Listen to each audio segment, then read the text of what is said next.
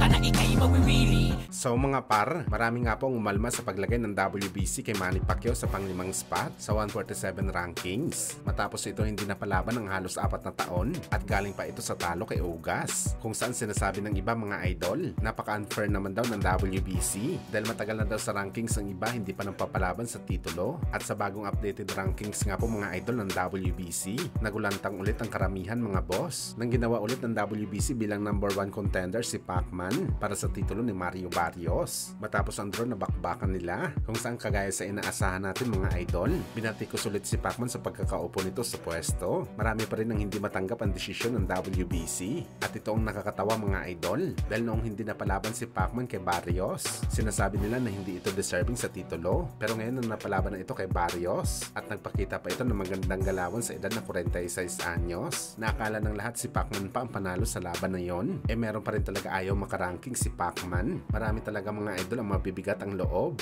na naungusan pa sila ng gurang na Pacquiao sa talaan at meron ulit ito tsansa na mapalaban sa isang title fight kay Barrios. Kaya aasahan natin mga idol na lalabas ulit si Eddie Hearn sa kanyang balat para batikusin ito si Pacman kagaya ng una dahil sa hinarangan ni Boss Manny ang kanyang alaga ni si Conor Ben para mapalaban kay Mario Barrios.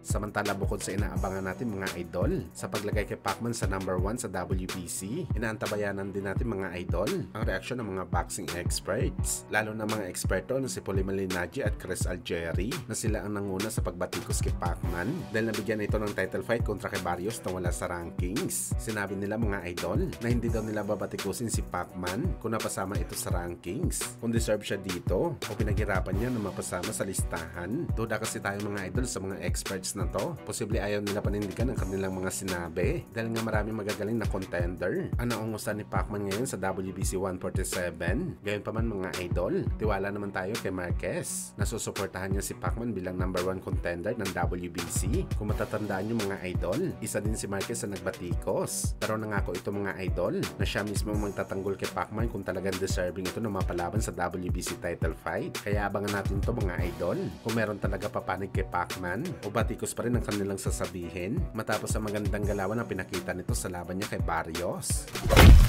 Sa kabilang banda naman mga idol, bukod nga po kay Boss Manny na number 1 sa WBC, number 1 na din ang ating pambato na si Mark Magsayo para sa Junior Lightweight Division. Ibig sabihin nito mga idol, siya na po ang mandatory ni Oshaki Poster, pero kailangan mo na maghintay ni Magsayo sa title fight dahil merong report mga idol na merong defense fight si Poster kontra kay Stephen Fulton at palagay natin mga idol, baka hindi na mapalaban si Magsayo kay Poster. Sinabi na kasi nito mga idol na manalo man o matalo sa laban kay Fulton, aakyat na ito ng lightweight division. Ibig sabihin nito mga idol, makakalaban na ni Magsayo ang number 2 sa WBC sa 130 pounds. Pero kung manalo naman si Fulton sa laban, matik mga idol na si Magsayo kontra kay Fulton na maglalaban sa next fight.